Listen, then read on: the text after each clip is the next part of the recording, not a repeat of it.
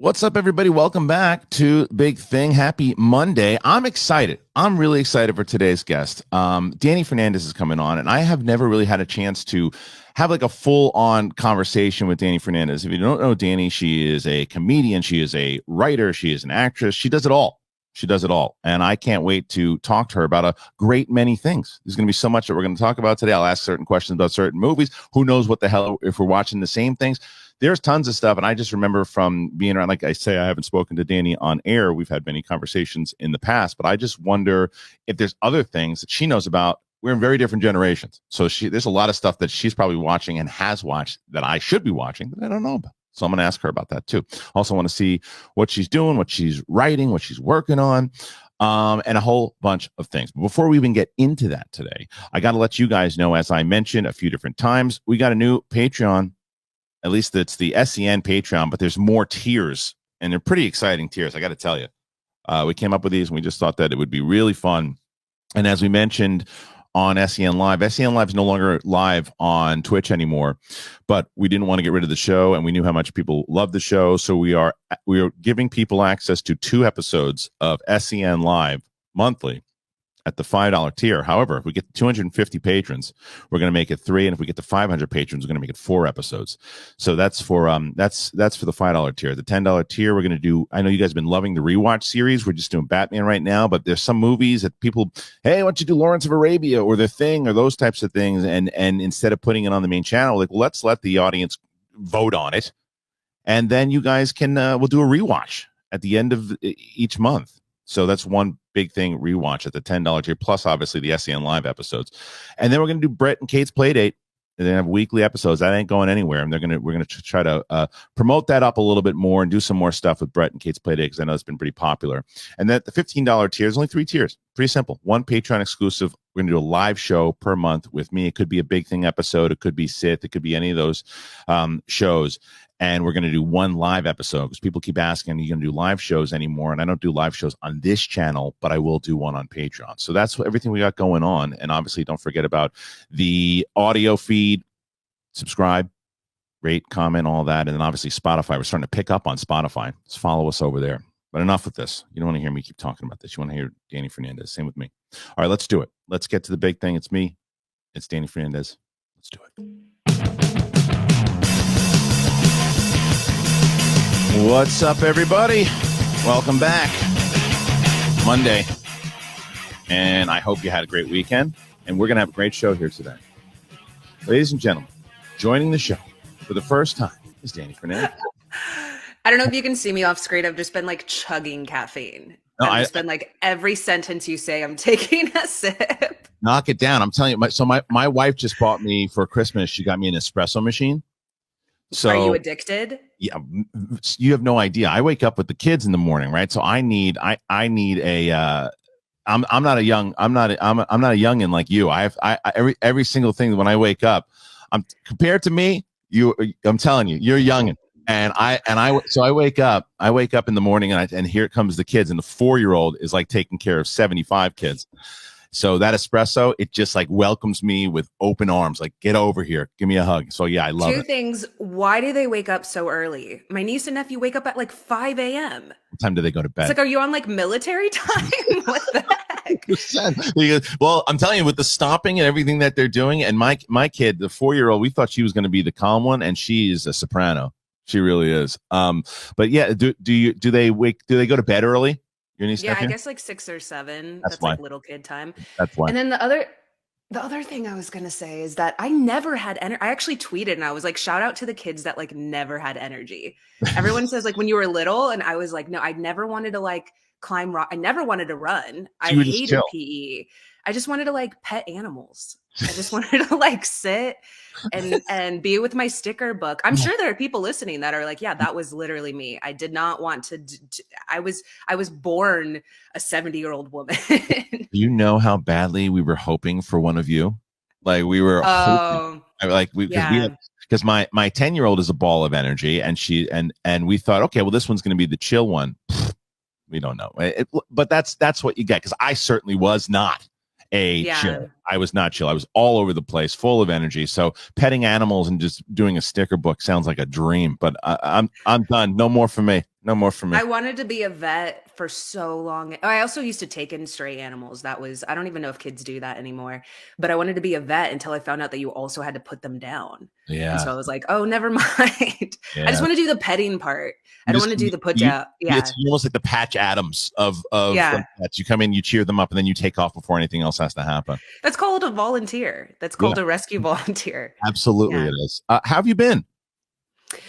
I've been, it's been, I think just like up and down, like everyone Yeah. else. My writers' rooms are virtual, which I mean, I think everyone that has moved to Zoom know like what a grind it is. Mhm.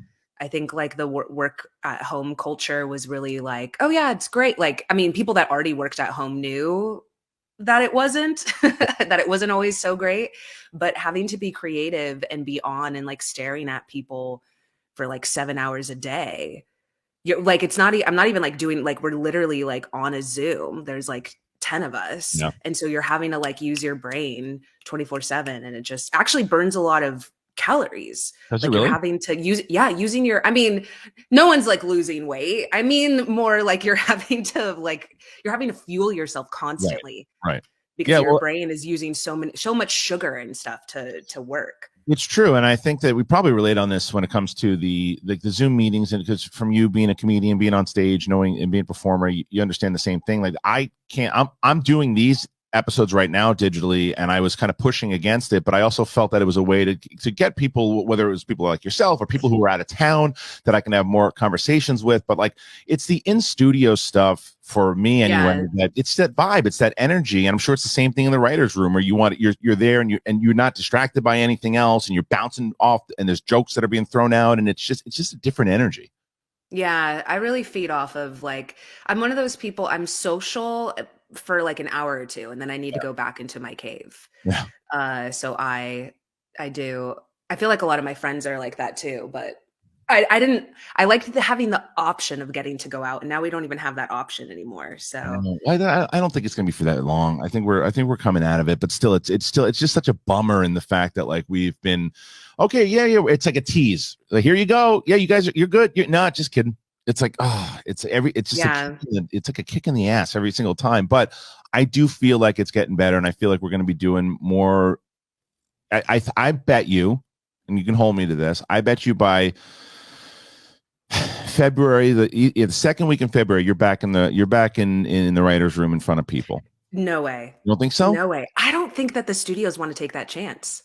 No. You don't think they want to move? Well, actually, I take that back. A couple of my friends are doing in-person writers' rooms, but I think some of them have to wear a mask. They definitely have to get tested like every week. Yeah. But I think that's a liability for some of the studios. They just don't want to do that. I just think cases are going to go down rapidly in the next like 2 or 3 weeks. I think they're gonna. I think Yeah. that this surge is going to finally start to move out of it. But what the hell do I know? I was. I literally had a statement on a T-shirt that said I don't know shit. So that's probably the mantra I should stick by. That is a mantra for all of us. It's true. It's true. So tell me about. I know you can't talk about exactly what you're writing on at the moment, but like certain projects that you have been writing. When did you get? Let's start with this. When did you decide from the transition? Because I was able to actually see your like progression as far as like when we met. You're definitely going up, but you're doing comedy, but you just kind of exploded inside of getting job, whether it was working with Kevin Smith, whether it's getting the job in record. Yeah. How did all that? It just and you're a hustler. You work hard. So how did all that stuff happen? I was gonna say, yeah, I'm never happy. So I'm just like a perfectionist. People are like, how do you do that? I'm like, I'm never satisfied. I don't recommend it. Working on that. I moved here to write. I actually moved to LA. I went to high school and college in Texas. Okay. And then I lived in Colorado for a year. And then I was like, I met Roy Wood Jr. at Denver Comedy Works, and we've collabed on a couple of projects and stuff together. He's kind of my mentor, actually. And now we have the same manager. And so I had other comedy people encouraging me to move here. They were like, you'll always regret it. You know, you can always move back. I was younger. And so I just I just came out. I don't know if I recommend that because I didn't have anything lined up. And another thing is, I don't know if you dealt with this. The people that like might have promised you jobs or like, oh, I can get you on thing, like they suddenly disappear. They 100%. suddenly not answering their texts. They're suddenly 100%. not answering their DMs. Yep. And so I was lost. I was stuck. I didn't know anyone. I got a job at the Ice House Comedy Club because I Oh, wow. drove to the Ice House and gave them my resume and to be a hostess. Wow. And they said like 200 people had applied to be a hostess there. And so I got that job and I started to meet comics. I started to do stand up. I met Mark Ellis. Is that how you met Mark at the Ice House? Yes. Okay. Yeah, I met him at the Ice House. And in like 2014. And oh, wow. Damn. And then I didn't write. It's really hard to get into. I thought like, oh, I could surely be a writer's assistant. Like, cut to everybody wants to be a writer's assistant. Everybody wants to be a PA. Everybody wants to just be close, to production. And so I kind of took a detour from knowing Mark and from doing stand up and knowing people like Joe Starr and like I started to pop up as guests on like shows, on like Collider and Screen Junkies and like these other Nerdist, and people really liked having me as a guest. And so they're like, oh, why don't you? Our host is out this week. Do you want to cover? And then it slowly came like, oh, do you want to host your own show? And so that's how I got in at Nerdist and Geek and Sundry and some of those places. So I took like a big detour. Yeah. I feel like a lot of people that have a comedy improv like background, they're able to host very effortlessly. You're like, yeah, it's really easy. It's not, but it is once you've done. Yeah, it's a matter of being so. It's a matter of being able to speak and understanding that when you're like you have to, it's different rooms, right? It's like the same way when you have to navigate a room of 200 people on stage or 15 people on stage. It's the same type of tools that you have if you're doing it enough. I agree with you 100% that it comes easier. It doesn't mean that it's effortless, but it comes easier because you're navigating and you're using that same tool. Because I just started getting back up on stage, and what I found is as I was going back up on stage, it's a lot easier now for me to do certain things and play with the room a little bit more and play with guests and have it because that tool comes back. So I do agree that for comedians, it's a tool that we're able to use that helps us host tremendously. I think that's accurate. Yeah. But I should preface, I haven't done stand-up since like actual stand-up since like 2015, 2016. I felt like I was treading water out here, and I was writing, I was hosting, I was acting, I was doing VO work, which a lot of our friends do. Yeah. But I just felt like I wasn't moving forward. And cut to like when Mark and I were dating, Mark and I dated from 2014 to 2017. I think a lot of people don't. Well, I mean, he's great. We're still best friends. But I was going to say, like, I think it's really funny because people always like equate us. I'm like, we haven't dated in like 4 or 5 years. Right. But when we were, it was wild to see him, hosting, doing this and that, and then showering and going out at 10 p.m. And doing sets till 1 a.m. And I was like, how in the world do you do that? And then go into a writer's room in the morning? I have tons of friends that do that. They'll write for like John Oliver or they'll write for Jimmy Kimmel. And then they get off from their writer's room, they shower, they go and do stand up till 1 a.m. and they're back in their writer's room. And I'm like, I just felt like I was burning the candle at both ends and I wasn't moving forward in my career the way I wanted to. And I got really smart. I was like, what are the 2 things that I want to do? And I think that's how you saw me kind of propel forward all of a sudden is I sat down. I was like, what do I actually want to do? And it's great that I have a background in stand-up and sketch and improv because I can use that in my acting. I can use that in my hosting. But I was just like, and writing, of course, having a comedy background and being a comedy writer. But I can't recommend enough once you find the thing that you want to do, like actually not feeling like you have to do 100 things. Because I just felt like I wasn't moving forward out here. So it's just really about putting your feet down, digging your heels in, and saying, "Well, that's the goal, that's the game plan," and that's ultimately what you did. But it's a good thing to tell people though too. Is like throw the net out there and see and use all those things because, as you said, even though you haven't done stand up since 2015, you have that tool, you have that experience that helps you tremendously in the things that you do. And it doesn't just have to relate to stand up. It's whatever you're doing out there in general for people. That the more you work on certain things, like, oh, that was a waste of time. Nothing's a waste of time if you use it. Oh no, in the line. Yeah. No, I've used it tremendously. I think it's I remember once I did a I don't want to say what company, but we had to a lot of our friends, like we all had to we know each other in like the hosting Yeah. nerd community, and we all had to audition for this huge studio in front of each other. And it was like the one time where I felt like, oh, it was just like, I could do, like, everyone was watching and it was so easy. It Right. was like the teleprompter, this and that, very transitioning, whatever, great.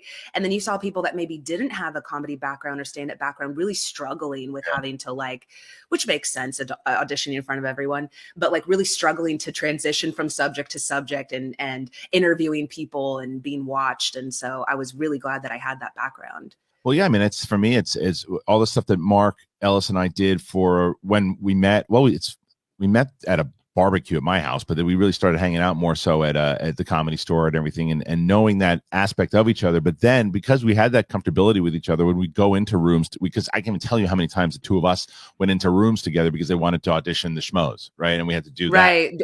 Yeah. That gives you an air of it's funny. It gives you an air of comfortability, but then it's also, you have to also realize that when the other person's not there, it's not always like that. You don't have I that person, know. so you've got to rely on Yeah.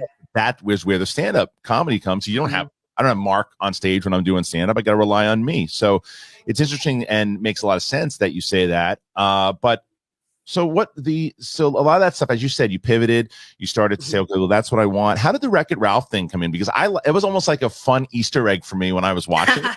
Like, I was like, wait a minute, I didn't know about this. This is awesome. And how did I that all know, it's come so up? funny. My friends were like, "How did you not tell any of us?" I'm like, It "I'm was not going to smart. let you ruin my chance with Disney."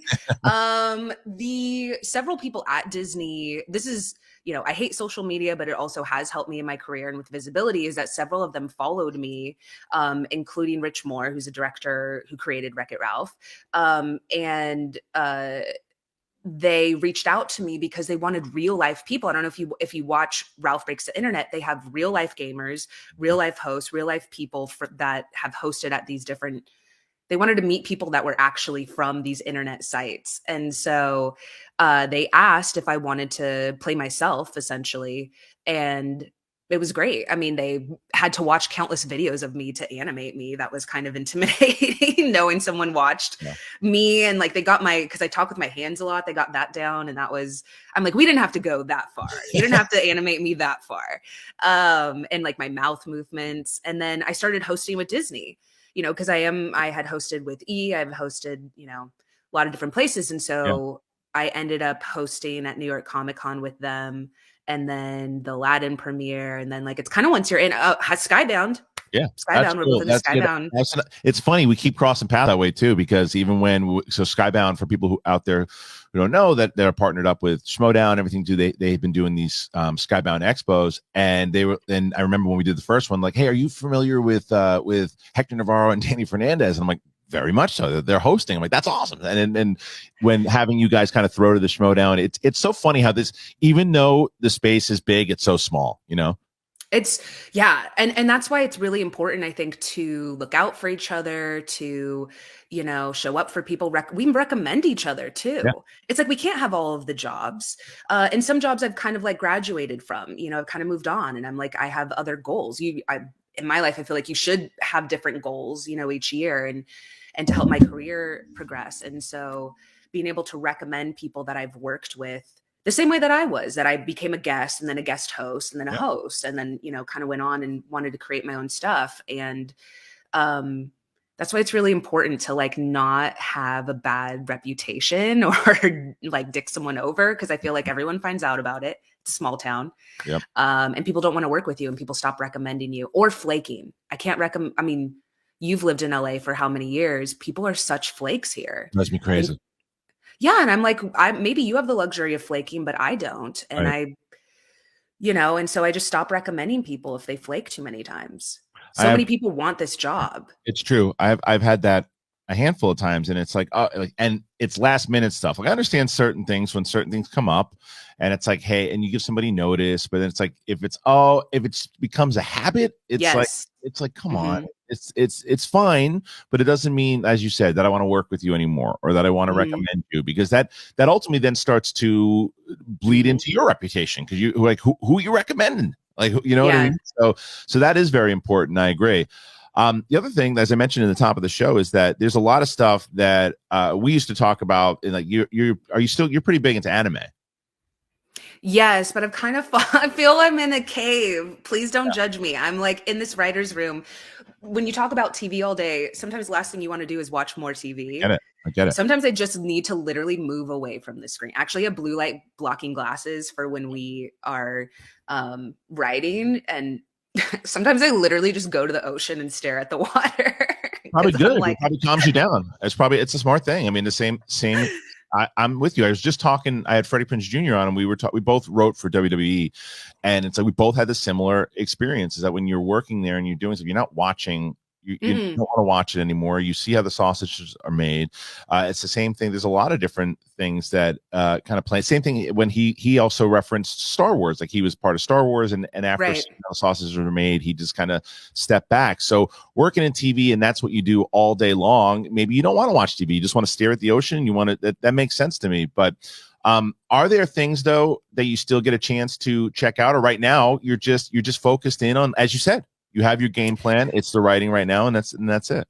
No, I've kind of, since I'm not in the reality TV space, I've actually started to watch a touch more of that. And one of the shows that I love that I can't, one of the shows that I love that I can't shout out enough is We're Here. We're Here. It's on HBO. It's an HBO original, so you can watch it on HBO Max. It is 3 drag queens, Shangela, Bob the drag queen, and Eureka O'Hara, who are originally from RuPaul's Drag Race, but I didn't even really watch that. I haven't really caught up with that. I haven't really watched most of those seasons. They go to small towns and they introduce drag to the town. Okay. And it's a really big deal because seasons? I think they just had 2 seasons. Right, 2 seasons. They just finished their 2nd season, but it's a big deal because it's like they're helping people come out in that town. They're finding allies. They're showing that you can do drag and still be masculine, whatever your toxic masculinity. Like it's also hilarious. I want to say it's so funny. When I watch it, I'm just like, yes. I'm like, I just want to be friends with them. They're so funny. It's so groundbreaking. And it's just fun. They're like doing people up. They're like the wigs and the makeup and the costumes, but they're also talking to people in these really small conservative towns to be like, we are harmless. Like we're not hurting anyone. And this is a fun thing doing with humor, and it's so yeah. And they're doing it, yeah. Cool. So yeah, and it's like a show. I mean, they're up there, they're like telling jokes, they're singing, they're like putting on a whole show. And so I got really into it. It's just like seeing these families, that these people that not only feel they're like their parents will do drag with them. And it might be like a really tough, like biker, a dad that's like riding Harleys and is like, I've never, I would never put on makeup. And they're like, can we try? And he was like, for my son, sure. And so it's like them kind of seeing that it's like so harmless to just let people do what they want. And HBO Max. It's a lot of fun. Stuff. And HBO Max is doing great stuff right now. It's funny how obviously, they had to step up because it's HBO and everything, but it's still when they jump into that streaming game, because they had HBO Go and everything, but it's different. They got into the game with HBO Max, and I think that it's amazing that with the amount of different streaming platforms out there that they just came out firing. And again, people are always going to say, yeah, well, of course it's HBO. It doesn't mean anything because you can have a lot of money, you can have a rep, but you got to put out the right stuff. And they're doing it. They're doing it with original content. They're doing it with older stuff. I mean, if you in the background there, I got a picture of The Sopranos, and that I rewatched the entire series again. Then you have the original movies and that whole plan. Wait, Kristian, can I tell you? I had never seen. Obviously, I knew of The Sopranos, and my dad was super into it, but I wasn't allowed to watch it when I was younger. It came out when I was too young to watch it, and so I had to audition for a part where I needed to have like a 1970s New York accent. And to me, that's like Goodfellas. And so I was like, how else to do it? Watch Goodfellas, watch Sopranos, sorry, that's how they say it on there. And so I would just copy what like Carmela would say. She would say it and I would say it. I would watch her. And I know Tara Strong said that when she was like learning different voices, that's what she would do. She would just copy what they were saying repeatedly. Yeah, that was my whole like fall was just watching The Sopranos, and then I was like, I need a break. How many did you watch? Okay, so I think I watched till season 4. Okay. And then I was like, I think this is affecting my mood. I was like, It's funny. I need to stop. Steph Sabra is on the show a lot, and she had never seen The Sopranos, and she started watching and she said the same thing. She started kind of talking very New York and all that. And I had seen it many times over, but I just wanted to rewatch it again because The Many Saints of Newark was coming out, and I started getting so inspired. I'm like, I always told myself I wanted to get that painting of Tony as Napoleon with the horse, and I said I'm going to do it, and I bought it for myself for my birthday. And that's what's behind you? That's behind me. It's yes. There's a scene where Tony he's this dating horse. that He's woman, right? His friend, his friend's girl. Yes, and then he gets it sent, and something happens to the horse, and he wants to get rid of it. He throws the painting out, and then Paulie gets it, and Paulie he's sick of Tony staring at him, so he repaints it as Tony as like a general, and that's the one I got. So that's people. I love that. But anyway, so I love that's one of my favorite shows. But HBO Max, man, they're just doing it right all with the original programming. So if you what's your go-to when you are watching stuff? Is it HBO Max, Disney Plus? What do you got? Yeah, I have to say, I think it's those like really, I don't know why I really love those. Like I watched this season of Queer Eye, and I started to rewatch it. Like I also have a Peloton, and sometimes I don't want to listen to the instructors. So I'll just like put them on low and I'll like actually watch something else. And I think it's that feel good. I don't know, like I just need a lot of feel good stuff right now. Yeah. And so watching them like make over someone's life and seeing them cry and like be so, and I'm crying, I'm like, oh my God. And I feel like I'm friends with them, and it just feels, I just need a lot of, obviously Ted Lasso. I've tweeted about Ted Lasso. I went to the Ted Lasso premiere in July. Apple's been really good to me. They've sent me a bunch of stuff. I'm like, oh no, I'm tweeting about this because I know I like the show, but I'm friends with Cristo, who's on it, Danny Rojas. And he's amazing and great and like blowing up right now. And so that's obviously a feel good show. And not that I'm not into others, because I love that we have a range. It's just so much bad news happening that I feel I kind of need, like I was saying with The Sopranos, like I watched it and then I was like, okay, I need to put something on that makes me feel really good. I'm with you. Because I think that's so everybody was talking about Euphoria recently. I've never seen it. Right. And they're like, you should watch it, but know that because you got daughters, everything. I'm like, look, even if I didn't have daughters, I wouldn't watch that show right now because I just hear it. And I love everybody involved with it. I just don't. I just like binged Cobra Kai because Cobra Kai to me, that's like feel good, fun 80s kind of feel, and I'm like, I feel good afterwards. I was watching like Peacemaker.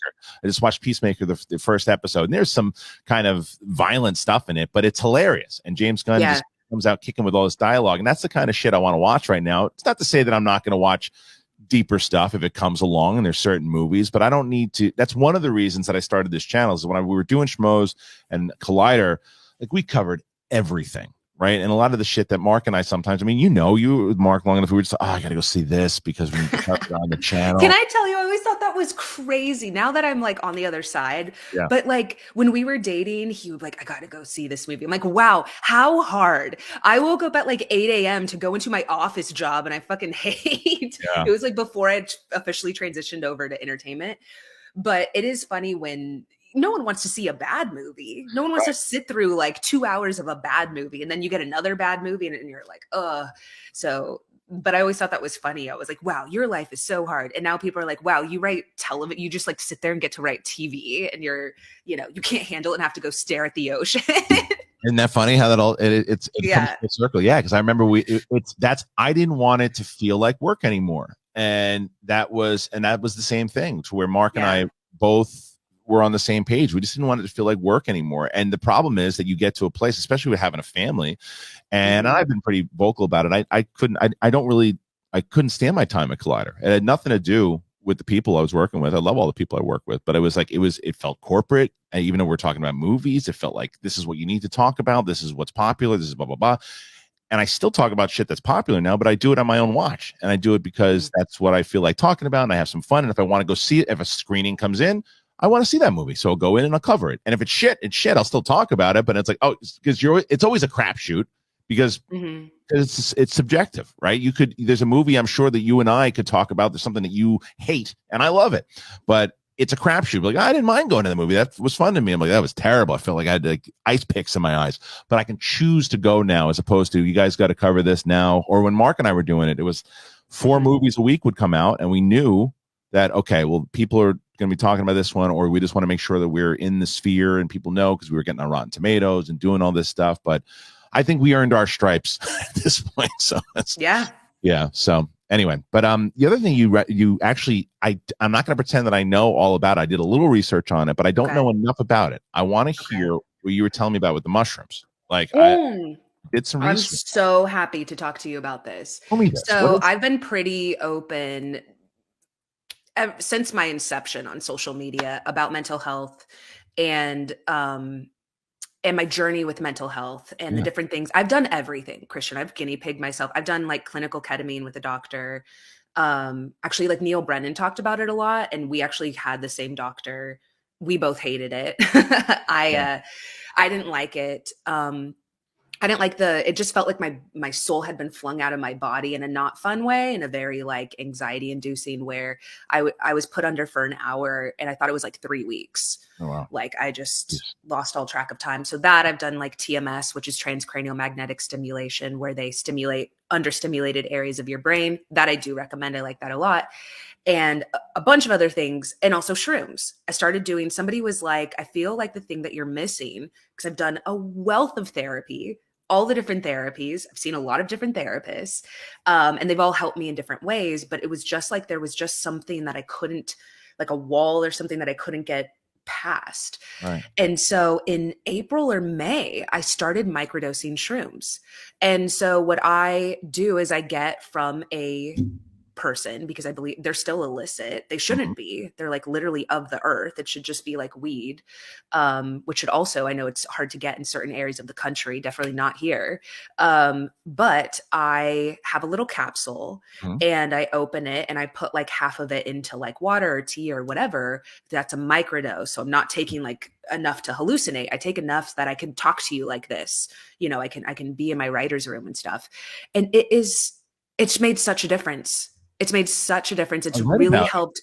I read about it. You told me about it. I said, oh, let me check it out. I read about a little bit about it, and it's becoming pretty popular. A lot of people have been doing this. And how did you find out about it all the way through, and then decide? Okay, were you nervous into it? Like at this point, I don't think no. I mean, it was last year, and it was like the pandemic had like come back around, and I was just like, I was pitching and shows at the time that it was the hardest year to pitch and sell something, because studios had lost a ton of money, and the stuff that they had picked up, they now had COVID protocols. A ton of their budget had to go to testing everybody, making sure a nurse was on set, like all of these things that we don't even like Marvel films, you know, getting shut down, having, you know, a whole big part of their budget going to COVID. And like, so us smaller independent people having to deal with that. And so it was just like these killer ideas that I was working on one with Sony that I still love my execs at Sony, and they were in love with it, but it just didn't go through. It was just so hard pushing stuff through. And I just didn't feel like I was moving forward in my career. I think a lot of us have felt stalled the last year or so. And, I saw a healer that I had been working with, and she said, I think you should try. I do shrooms, and I think you should try them, microdosing them, you know? And so I used her shrooms person, and okay, so the first day I took it, I was like, this just feels like an edible. Like I just feel a touch high. Like, yeah, I've felt this before. All right. And I remember I stayed up a little late. I was like going to sleep at 1 a.m. I was laying my head down on my bed, and all of a sudden, right as I laid my head down, it was like, everything is working out for me. I love my life. I love my apartment. I love what I do. I'm so lucky to get to do what I do. And I was like, what the fuck? I remember I was like, whoa, is this what y'all are talking about? Yeah. And so for me, it feels like a pep in my one. You can't do it all the time because it kind of opens a different chamber in your mind, because I tripped balls in college. I'll tell you that. And one of the I did it. I've this is years and years ago, and I haven't done it. I did acid, and it's very different from shrooms for sure. Yeah. But I did shrooms. And it was the same thing. It was in the side of it's that portion of your brain that you go, oh, I haven't felt that. I didn't know I could open that chamber before. But then you're like, I can't do this all the time. But this is more so of, like you said, like micro dosing. Tiny doses. Yeah. And it opened up like a different portion of you saying, okay, instead of me saying, oh, this is not going to work, I'm going to run into a wall here. You start to go into a different mindset. Yeah, I think it works with neurofeedback loops. And honestly, there are a couple of documentaries on Netflix that you can watch. I think one is Fantastic Fungi, where it shows like actually shrooms when they grow, like they mimic the like brainstem, like they mimic our brain. And it's a kind of like I was saying with TMS, it kind of like turns on these understimulated areas of your brain, kind of like opening it up, awakening them. And so you can't take it all the time, I think, because it kind of wears off. So typically you might do like 1 day on, 2 days off, or 2 days on, 2 days off, something like that, where you need some time for your brain to not be like not taking them in and kind of like have that downtime. But it still has the after effects. I almost feel like the day after I've taken my shrooms, I feel even better. And it really just feels like a pep in your step, like you have this positive, like you're getting a boost of positivity. For me, it feels like if I were going to the beach with my friends and like my favorite song is playing and it's my birthday and I know everyone's going to have a good time, and it kind of like just changes your mood. Yeah. And so I gave it to a friend of mine, and she was like, I checked in on her, and she was like, I'm off my Cymbalta. She was like, I still take Lamictal. I take Lamictal. I want to tell people, I think it's okay to obviously still take medicine. I'm not saying like this is in place of medicine, but for some people it can be if they only need like a little bit of an edge. I still take my medicine, but even with that medicine, it wasn't doing enough. And so now with the shrooms, it's kind of just like what I needed specifically for my brain to be in a better place. Well, look, I mean, and as you said, like from knowing you for at least the last like 5-6 years, that you have been very vocal about mental health, and you have been out there trying to help people and been active that way. So this is something that I'm glad to hear that this is working out for you, and that because you do seem like you have that pep in your step. When that's because I've been chugging. Also, I have my little Grogu. I don't know if you can see it. Are you watching Boba right now? That's the one thing I feel bad I haven't. I'll feel like I'll sit down and like watch all of it. I'm Probably obviously, better. I mean, I think everyone knows like I'm a huge Mandalorian fan, so I don't know why. I mean, I know why I haven't. I'm like, I don't know why I haven't, other than I'm slammed. Slammed. Yeah. All right, let's talk some movies then. Let's talk about movies that you like, some of your favorite movies. I don't care if it's, I know that you love the Goofy movie. We know that. We know that you love the Goofy. My kids are watching that though, by the way. Like they discovered it on Disney Plus, and How do you feel? Have you watched it? Do you like the little hi dad soup moment? It's like a very bonding movie. I can't tell you that it's kind of like an in passing, like when I sat down, because it was after my time. So there were certain movies that I watched probably 10 years prior that were ones that I can go, oh, look at that, that's nostalgic to me. Like perfect example for this is not a kids show, but the nostalgia that really kicked in. We just started doing the Batman rewatches, and so Batman '89, the Tim Burton, Michael Keaton one. We did a review with Winston Marshall and Coy, and we talked about it, and they enjoyed it for sure, but they were watching it in different eyes than I was. I was watching it with nostalgic eyes, right? Like, so I'm sure for like the Goofy movie, for you probably have so many memories as a kid and things that just every time you watch it just kind of pops up for you. And that's how I felt watching Batman. And so to answer your question, to watch like the kids, like they're going to have those moments of a lot of different things, because I show my kids everything. I don't want my kids to be like in their generation. I want my oldest watched, and this is what I love about her.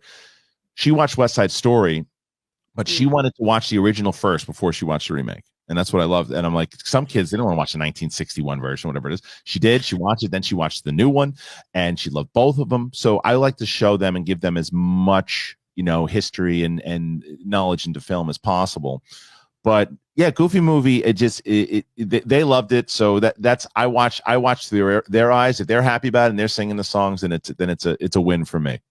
One day when you're sitting there and you like actually get to watch it, it's really sweet and slightly heartbreaking because Goofy just wants to be close to his teenage son, and his Right. teenage son is Right. at this age where he's like, "You're embarrassing, and I don't want to be around you." And so they end up going on this road trip together where Goofy is just like, "I just want to be part of your life." And it's so sad. And you're like, "Oh my God." You should show them Twilight Zone. I was going to ask you about that because I've seen, because that's like one of your big things. Because I Mm-hmm. remember when, didn't one year you and Marco dressed up like that at Yes. Halloween? Okay. Okay. Mm-hmm. I remember. Yeah, I was Rod Serling. I also got to be in a Rod Serling documentary called Remembering Rod. Okay. And that was great. My brother, it's a tradition Yeah. to watch it at New Year's. And because that's how we got into it growing up, we watched it at New Year's. They always have a marathon. And so this New Year's, my brother was showing every year. He has it on like kind of the background when they're making tamales or like or hanging out or whatever. My niece and nephew will be watching Twilight Zone. And Yeah. it's so funny because we'll be like cooking and we can see them and they're just sitting there watching it. They're like too young, to really know much. And like a couple of the parts are too scary, but it's just funny that they're watching it the way that we did. And I'm Yeah. sure it'll be a thing for them as they get older. Yeah, I think it's the same thing. I think my kids might be a little too young for that yet, but I do think my oldest would respond to that because I definitely Twilight Zone is one of the I think not talked about enough as time goes on, to be honest with you. Yeah. And how revolutionary it was to television and everything that it did. But go-to movies. What are your go-to movies? Obviously, Goofy movie, but what is One of my favorite movies is Fools Rush In. that Matthew And McConaughey? it's Matthew Perry and Selma Hayek. Oh, right. And it's classic 90s rom-com, classic 90s comedy. I Yeah. love the writing. It's based on a real life story of these two people from two totally different worlds that end up falling for each other, and like their families don't want them together. And I don't know, her family felt so much like my family. And it's really funny because over the decades, people are like, this is a really stereotypical view of Mexicans. And I'm like, yeah, but it's also true. Like, I feel my family's always like, one, they believe in signs. They're super superstitious. They're always lighting candles. They're always like so many of the things that she does. My family is so Catholic. That her family does is what my family does. And so we grew up watching. I watched this movie when I was little. We would watch it like every year, every time it was like playing on TV. And so over time, that's what my nostalgia is for. So Yeah.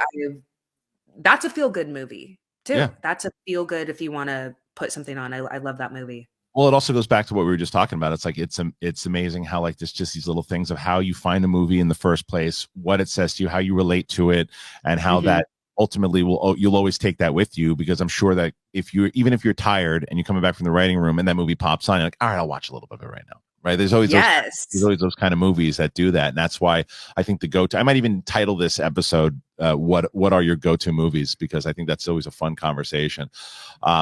Like for me, have your kids gotten to see Encanto? Yeah, they love it. Oh, they love it. So are you addicted to those songs? Are so wormhole, like just like worm their way.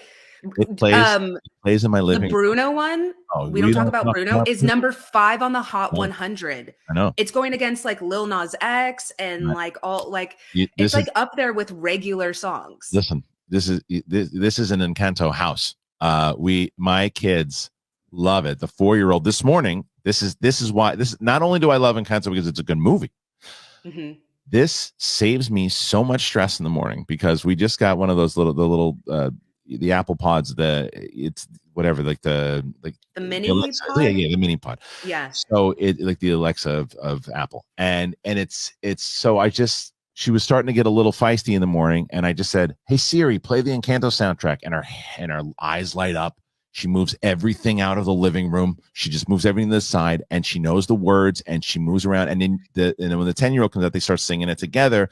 And there's one part of the song, and it just stops, and you hear the 4-year-old go, "We don't talk about Bruno," and it's just like they know all the words, they know everything about it. My daughter actually did a review of it with me. She wanted to do it. She wanted to review it. I love that. I want to see if I can find the play. We'll talk about it in a second. But if I can find the audio, I'll play you a little of the audio from it. Because Encanto plays here all of the time. So you loved it. Oh yeah. And that's I was, the thing that I'd been missing from a lot of Disney animation songs, I mean Disney animation films that came out, the past decade is a banger soundtrack. Like I Yeah. grew up on 90s Disney movies. We had like the Hercules soundtrack. It was like every song was a banger. Mulan, every song Yep. was a Yep. banger. Yep. And then the ones that have come out the past decade, it was like they might have one or two songs here or one, Raya and the Last Dragon, which I think is great. I don't think it wasn't made to have, a bunch of songs, but I kind of missed that. I kind of missed having like, man, all of these different songs kind of getting stuck in your head and just like really explosive and fun. That style of Colombian music is just so vibrant. And that's another thing I like to put it on and like clean or dance around my place. So Yeah. Yeah. Well, I mean, so like I said, the music pops in this house all the time. And even here, let's see if you can hear this. Who live in a hidden part of Colombia in a magical house. Okay. And all of them have magic powers except for Mirabel, who's the main character. And then their magic starts fading, and Mirabel tries to get to the bottom of it. And it's a really sweet movie about family. Oh, it's a sweet movie about family. So I take it that you didn't like this movie. She give me a face. What are you talking about? No, it's my favorite movie of all time. Of all time. And my favorite too. Okay. Well, maybe not my favorite movie ever, but but I'd say among my favorites of Star Wars and Harry Potter, it's among them. So you really love that. Yeah, it's pretty great. So the kids love it. That's a great one. So for people who haven't seen it, I think it's going to win the Oscar. There's no doubt about it. Yeah. I don't know what its competition is, but yeah. Raya and the Last Dragon, which was also pretty good. Oh, right. It's competing against itself. It is. And it's also, there's the other one, the Mitchells versus the Machines. Oh, that's a great movie. Oh, I haven't seen it. Everyone says you should really watch that. That's so good. That is really good. I can't get the kids to watch it. They don't want to watch it. And all I hear is how fantastic it is. Yeah. You watch it, Kristian. You do this for yourself. I know. Well, with all the shit I gotta watch, Dani, that I want to watch. I mean, like I said, I just started watching Peacemaker last night. And the problem is that, and this is what I tell people who watch this show, is that my wife and I only have so much time together, because of the work week. And then she's very picky on the shit that she wants to watch, and understandably so she's with the kids all day long. And we come in, and there's this, her taste and my taste are, even though she's like, no, we like a lot of the same things. If I had $1 for every single time that she was like, I'm not into it, like she turned off Ted Lasso, like, just to show you. Did she get in a couple? Like the first episode is always the hardest. It's a pilot. They're like setting up everything. Yeah, she said, she goes, she's like, I get it. She's like, but I just don't understand why it's as big as it is. And I was like, I gotta get back into this. And then all this other shit pops up, and whether it's I'm watching Boba Fett and Peacemaker, and then I'm doing. Did you watch Succession? So I watched the first 4 episodes of Succession. I really like it. That's one I'm going to go back to for sure. I really like it. You need to finish. Yeah. Especially if you're in that like Sopranos type of. Oh yeah. It's for me. That show is for me. And everybody says the same thing. You got to watch it. I will. And it was the same thing like Breaking Bad, right? I didn't watch Breaking Bad until there was like 2 seasons left to go before it finished. And then I binged all of it and was like, yeah, I knew the show was going to be for me. It's the same thing with Succession. I know that the show's going to be for me. I know I'm going to love it. It's just a matter of finding the time to do it. Yeah. I want to finish Dexter. I want to finish, like, there's a ton of shit. But jumping back to the go-tos for you, there's there's 2 movies. Are there any other ones that stand out for you that you say, yeah, that's the one that you got to be on that page with me, or we can't talk? I mean, I love Selena too. I think that's I wish it had come out in a time when, like, I think it's like Oscar worthy. Yeah. It's one of it's right? Yeah, it's so good. It's so good. She's so good. I think it's her best acting role ever. And it was like her first. Like, it's so good. That, I said the Twilight Zone. I'm a big Disney head. So like any Toy Story, that I love Toy Story. You have a favorite out of the 4 of them? Is the first one? The first one. First one still. Yeah. But I think that's the case with most movies. Yeah. I mean, I feel that way about I don't know if this is blasphemous and a bunch of people will write me, but I feel the Tom Holland Spider-Man ones, like, my favorite is the first one. I just feel like I don't think you get blasted on that. Yeah. Well, I'm just saying, like, I think it's there's just, it's something about the newness and the story and the, like, it's just, you're focusing on this, these characters. And because, once you start adding sequels, it kind of like spins off into a bunch of things. And so I'm a very like first pun intended spins off. Yeah. But yeah. Did you watch the new one, The New Way Home? Mm-hmm. Yeah. Did you enjoy it or? Yeah. I loved the social commentary of it. Yeah. I love that it was so true to Peter Parker and his moral compass. Mm-hmm. And I'm interested to see what they do. I also love Andrew Garfield. He was really sweet. So yeah, he is, and I love the fact that they can actually talk about it now. And if people are spoiled by it, tough shit. Oh, oops. I mean, if I saw it like I saw it after New Year's. I got really sick. Really sick and I couldn't go. And so like, y'all, if I like waited like a month to see it, and I still ended up seeing it. It's true. There's tons of there's so much that I want to see. Like the new Scream movies is just out. So I'm so curious about that one because I liked the first one very much. It's one of my favorite Wes Craven movies. It was so different at the time, the way that they played off of it and a little meta. And then the rest of them were fine for me. The people love the fourth one, and I just not a big fan of it. But this one, getting big reviews, getting great reviews. People really dig it. So I'm excited to see it. But the problem was that at the moment, because of where we are, I got a 4-year-old who's not able to get vaccinated. And with the rates of what kids are doing right now, I'm like, I'm not going to risk it right now. I really want to see Scream, but I'm not going to risk it at the moment. I will see it. I will check it out. But that's one I'm curious about. Are you a Scream fan? Oh yeah. That's same with horror. I feel like that is Halloween. I love Halloween, but I think like the first one, how can you beat the original Scream? Same thing. I'm curious to see how they got teenagers to answer the phone. Like, what are they doing there? You know, in this one, I'm curious to see what it's going to end up being because me too, because it looks like they play with it even so in the trailer with how they're playing with the technology of opening up the locks in the house and all that. So I think that they're going to play with it for sure. All right, Dani, a question now. So let's say I'm gonna paint the picture that we come out of this shit in April, May, we're good to go. It seems like the world's getting back together ish. What does 2022 look like for Dani Fernandez? What's your goals? My goal is to focus on acting. I've been in and out of writers' rooms now throughout the whole pandemic, which I understand is a great privilege. And I am very grateful. And I'm very grateful to my showrunners and my executives who love my writing. And I'm just ready, though, to be more visible.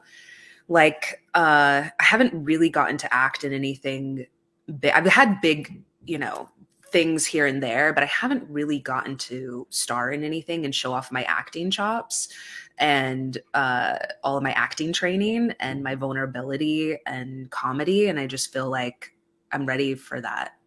And I know that is happening. Like that is happening this year. And I'm excited about that, but I'm just ready for people to see that side of me. Cause like I said, it was like I was doing stand-up and then hosting and it's like the one thing that I feel like, although a lot of people know I do that, I haven't really gotten to show that and prove myself to people.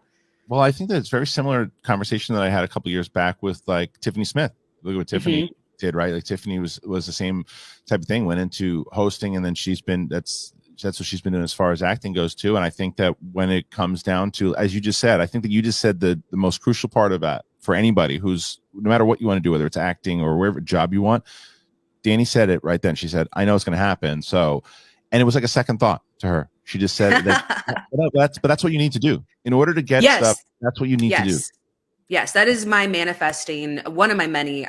If anyone that follows me, I'm really big on manifesting, and it's taken so much mental strength to retrain my brain. I get the feeling, snarky and cynical and negative, but it just is not helpful with if you're already dealing with that in this business. You need to just claim it. And so I don't even say it will happen. I just say it is happening.